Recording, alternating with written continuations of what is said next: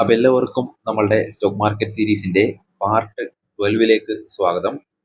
അപ്പോൾ കഴിഞ്ഞ ക്ലാസ്സിൽ നമ്മൾ എന്താണ് ടെക്നിക്കൽ അനാലിസിസ് എന്നുള്ളത് പഠിച്ചിട്ടുണ്ടായിരുന്നു. അതുപോലെ തന്നെ ടെക്നിക്കൽ അനാലിസിസും ഫണ്ടമെന്റൽ അനാലിസിസും തമ്മിലുള്ള ഒരു ഡിഫറൻസ് നമ്മൾ പഠിച്ചിട്ടുണ്ടായിരുന്നു. അപ്പോൾ ഇന്നത്തെ സെഷനിൽ നമ്മൾ കുറച്ചുകൂടി ഡീപ്പായിട്ട് പഠിക്കാനായിട്ട് പോവുകയാണ്. ടെക്നിക്കൽ അനാലിസിസിന്റെ കുറച്ചുകൂടി ഡീപ്പായിട്ടുള്ള കാര്യങ്ങൾ നമ്മൾ പഠിക്കാനായിട്ട് പോവുകയാണ്.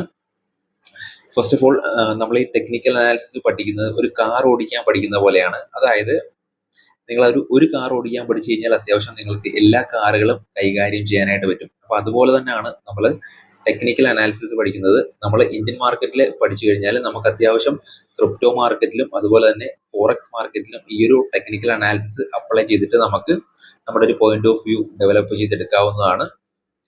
അപ്പോൾ ഇന്ന് നമ്മുടെ ടെക്നിക്കൽ അനാലിസിസ് സെഷനിലേക്ക് പോവാം. Okay, first of all technical അനാലിസിസിലേക്ക് വരുമ്പോൾ ഇവിടെ നമുക്ക് എന്താണ് സ്റ്റോക്കിന്റെ ഹിസ്റ്റോറിക്കൽ ട്രേഡിംഗ് ഡാറ്റ ആണ് ഇവിടെ മാറ്റർ ചെയ്യുന്നത് that means price and volume ഏതൊക്കെ വിലയിലാണ് ട്രേഡിംഗ് നടന്നിട്ടുള്ളത്, അതുപോലെ തന്നെ എത്രയൊക്കെയാണ് അതിന്റെ ഒരു വോളിയം എത്രയാണ് ട്രേഡ് നടന്നിട്ടുള്ളത് എന്നൊക്കെയാണ് നമുക്ക് ഈ ഒരു ടെക്നിക്കൽ അനാലിസിസിലേക്ക് വരുമ്പോൾ നമുക്ക് മെയിൻ ആയിട്ട് നോക്കേണ്ടത് അപ്പോൾ ഈ ഒരു ഡാറ്റ വെച്ചിട്ടാണ് നമ്മൾ ഫ്യൂച്ചർ മൂവ്മെന്റ് ആ ഒരു സ്റ്റോക്കിന്റെ ഫ്യൂച്ചർ മൂവ്മെന്റ് നമ്മൾ റെക്കഗ്നൈസ് ചെയ്യുന്നത്, അല്ലെങ്കിൽ നമ്മുടേതായിട്ടുള്ള ഒരു പോയിന്റ് ഓഫ് വ്യൂ ഡെവലപ്പ് ചെയ്യുന്നത് അപ്പോൾ അങ്ങനെയാണെന്നുണ്ടെങ്കിൽ ഈ ഒരു technical analysis is based on few key assumptions you need to know the assumptions to ensure to use technical analysis effectively അപ്പോൾ ടെക്നിക്കൽ അനാലിസിസ് പഠിക്കുന്നതിന് മുന്നേ നമുക്ക് എന്താണ് കുറച്ച് അസംപ്ഷൻസ് ഉണ്ട് മാർക്കറ്റിനെ പറ്റിയിട്ടുള്ള ഒരു കുറച്ച് അസംപ്ഷൻസ് ഉണ്ട്. ആ അസംപ്ഷൻസ് നമുക്ക് വ്യക്തമായിട്ട് പഠിക്കാം. അപ്പോൾ ഈ ഒരു സെഷൻ കഴിയുമ്പോൾ നിങ്ങൾക്ക് ഏകദേശം ഒരു ഐഡിയ കിട്ടും ഓക്കെ. അപ്പോൾ ഫസ്റ്റ് അസംപ്ഷൻ ഇതാണ്, മാർക്കറ്റ് ഡിസ്കൗണ്ട്സ് എവരിത്തിങ്. ഫസ്റ്റ് ഞാനൊന്ന് വായിക്കാം. The assumption tells us that all known and unknown information in the public domain is reflected in the latest stock price. For example, an insider could buy the company's stock in large quantities in anticipation of good quarterly earnings announcement. While the insider does this secretively, the price reacts, revealing to the technical analyst that something is about to happen in the stock price. Simple ആണ്. അപ്പോൾ market discounts everything, അതായത് വിപണി എല്ലാം കിഴിവാക്കുന്നു അല്ലെങ്കിൽ വിപണി എല്ലാ വിവരങ്ങളെയും ഉൾക്കൊള്ളുന്നു. Means എന്താണ്, ഒരു കമ്പനിയുടെ ഓഹരി വില, ഇപ്പൊ നിലവിലത്തെ ഓഹരി വില എന്താണെന്ന് വെച്ച് കഴിഞ്ഞാൽ അതിന്റെ പൊതുവായിട്ടുള്ള ലഭ്യമായ വിവരങ്ങളെ എല്ലാം ഇതിന് തന്നെ ആ ഒരു സ്റ്റോക്കിന്റെ വിലയിൽ ഉൾക്കൊണ്ടിട്ടുണ്ട് ഒരു കമ്പനിയുടെ സ്റ്റോക്കിന്റെ വില, അതായത് the assumption tells us that all the known and unknown information in the public domain is reflected in the stock price അപ്പോൾ നിലവിൽ ഉള്ള വാർത്തകൾ അതായത് എല്ലാ വാർത്തകളും വിലയിൽ ഉൾപ്പെടും. അതായത് കമ്പനിയുടെ ലാഭം, നഷ്ടം, മാനേജ്മെന്റ് മാറ്റം, പുതിയ ഉൽപ്പന്നം, സർക്കാർ നയങ്ങൾ, രാഷ്ട്രീയ സംഭവങ്ങൾ ഇൻഫ്ലേഷൻ അല്ലെങ്കിൽ പണപ്പെരുപ്പം, ഇൻട്രസ്റ്റ് റേറ്റ് എന്നിവ പോലുള്ള എല്ലാ സാമ്പത്തിക രാഷ്ട്രീയ കാര്യങ്ങളും എന്താണ് ഈ ഒരു കമ്പനി ഈ നിക്ഷേപകർ അല്ലെങ്കിൽ ഇൻവെസ്റ്റേഴ്സ് അറിയുകയും അതിനനുസരിച്ചിട്ടാണ് അവരെന്ത് ബൈ ഓർ സെല്ലോ ചെയ്യുന്നത് വാങ്ങുകയോ വിൽക്കുകയോ ചെയ്യുന്നു. അപ്പോൾ ഈ ഇടപാടുകളുടെ ഫലമായിട്ട് എന്താണ് ഓഹരി വില ആ വിവരങ്ങൾക്കൊത്ത് ഉയരുകയോ താഴുകയോ ചെയ്യും. അപ്പൊ അതാണ് മെയിൻ ആയിട്ട് പറയുന്നത്.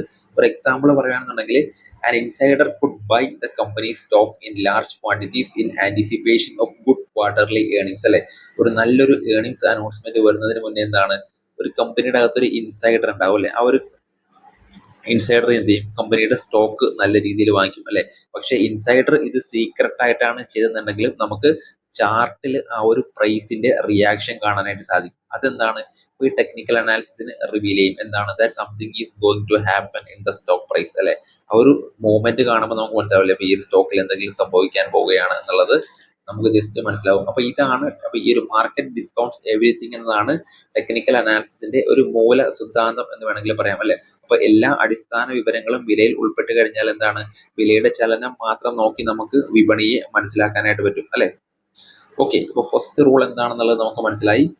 Second, the how is more important than why. This is an extension of the first assumption. Going with this example discussed above, the technical analyst would not be interested in questioning why the insider bought the stock as long as the technical analyst know how the price ഇവിടെ how അല്ലെങ്കിൽ എങ്ങനെയാണ് how is more important, എങ്ങനെയാണ് ആ ഒരു price react ചെയ്തത് അതാണ് importance. അല്ലാതെ എന്തുകൊണ്ടാണ് അത് റിയാക്ട് ചെയ്തെന്നുള്ളൊരു കാര്യം നമ്മൾ നോക്കേണ്ട കാര്യമില്ല. ആസ് എ ടെക്നിക്കൽ അനാലിസിസ് ആണ് ഞാൻ പറയുന്നത് അല്ലെ, ആസ് എ ടെക്നിക്കൽ അനലിസ്റ്റ് അല്ലെ. അപ്പോൾ this is an extension of the first assumption. Going assumption, the technical analyst would not be interested in questioning why the insider bought the stock. അല്ല, എന്തുകൊണ്ടാണ് ആ ഒരു ഇൻസൈഡർ സ്റ്റോക്ക് വാങ്ങിച്ചത് എന്നുള്ളത് നമുക്ക് care ചെയ്യേണ്ട ആവശ്യമില്ല അല്ലെ. As long as the technical analyst know how the price reacted to the instruction അല്ലെ, നമുക്ക് ആ ഒരു ചാർട്ടിൽ എങ്ങനെയാണ് പ്രൈസ് റിയാക്ട് ചെയ്തത് എന്ന് മാത്രം നമുക്ക് നോക്കിയാൽ മതി. That is why how is more important than why. Next നമ്മുടെ third assumption, price moves in trend അല്ലെ. All major moves in the market as an outcome of a trend. The concept of trend is the foundation of the technical analysis. അപ്പൊ trend എന്ന് പറയുന്നതാണ് നമ്മുടെ ഈ ഒരു technical അനാലിസിസിന്റെ foundation. For example, the reason upward movement from the Nifty 50 from 18,500 to 18,500 from 14,750 did not happen overnight. അപ്പൊ ഈ ഒരു 14,750 നിന്ന് 18,500 നിഫ്റ്റി 50യുടെ ഒരു മൂവ്മെന്റ് ഒറ്റ രാത്രി കൊണ്ട് സംഭവിച്ചതല്ല അതിലെ. That move happen in a phased manner over 11 months. ആ ഒരു 11 മാസം കൊണ്ട് അല്ലെ. അപ്പൊ അത് നമുക്ക് എങ്ങനെയാണ് അത് മനസ്സിലാക്കാനായിട്ട് പറ്റുക? Once the trend is establish, the price moves in the direction of the trend അല്ലെ. ഒരു ട്രെൻഡ് എസ്റ്റാബ്ലിഷ് ചെയ്ത് നമ്മൾ ആ ചാർട്ടിൽ ഒരു ട്രെൻഡ് എസ്റ്റാബ്ലിഷ് ചെയ്ത് കഴിഞ്ഞാൽ എന്താണ്, പ്രൈസ് ആ ഒരു നല്ല രീതിയിലുള്ള ഒരു മൂവ്മെന്റ് തരും എന്നുള്ളതാണ്. ഓക്കെ, അപ്പൊ അതൊക്കെ നമുക്ക് പഠിക്കാം. ട്രെൻഡ് എങ്ങനെയാണ്, പലതരത്തിലുള്ള ട്രെൻഡുകളുണ്ട് അല്ലെ. ട്രെൻഡ് ഒക്കെ എങ്ങനെയാണ് ചാർട്ടിൽ അനലൈസ് ചെയ്യേണ്ടത് നമുക്ക് പഠിക്കാം. ഇത് നമുക്കൊരു ബേസിക് റൂൾസ് ആണ് നമ്മളിപ്പോ പഠിക്കുന്നത്. ഓക്കെ, ഇപ്പൊ നമ്മുടെ ഫോർത്ത് റൂൾ വരുന്നത് history tends to repeat itself അല്ലെ. ചരിത്രം ആവർത്തിച്ചുകൊണ്ടിരിക്കും, അതാണ് നമ്മൾ പറയുന്നത്. In the technical analysis context, the price tends to repeat itself. This happens because the market participants consistently react to the price movements in remarkably similar way അല്ലെ. ചരിത്രം എപ്പോഴും ആവർത്തിക്കും, അതായത് മാർക്കറ്റ് പാർട്ടിസിപ്പൻസ് എന്താണ്, എപ്പോഴും ആ ഒരു പ്രൈസ് മൂവ്മെന്റ്സിനെ അനുസരിച്ച് റിയാക്ട് ചെയ്യും അല്ലെ. അതായത് remarkably in similar way that the price moves in the certain direction. For example, the up trend market participants get greedy and whine to buy irrespective of the high price അല്ലെ. Up trend കാണുമ്പോൾ എന്താണ്, market participants എല്ലാവരും വാങ്ങും അല്ലെ. High price ആണെന്നുണ്ടെങ്കിലും അവർ വാങ്ങിക്കും. അപ്പൊ അതുപോലെ തന്നെ market participants want to sell in a down trend irrespective of the low and unattractive price അല്ലെ. ഡൗൺ ട്രെൻഡ് ആണെന്നുണ്ടെങ്കിൽ എന്താണ്, ഒരു അതനുസരിച്ച് വെക്കും. അപ്പൊ ഈ ഒരു ഹിസ്റ്ററി എപ്പോഴും ആവർത്തിച്ചുകൊണ്ടിരിക്കും. അത് ഹ്യൂമൻ റിയാക്ഷൻ അല്ലെ. ഇത് human reaction has been the same towards the stock price over time. എപ്പോഴും അത് സെയിം തന്നെയാണ് അല്ലെ.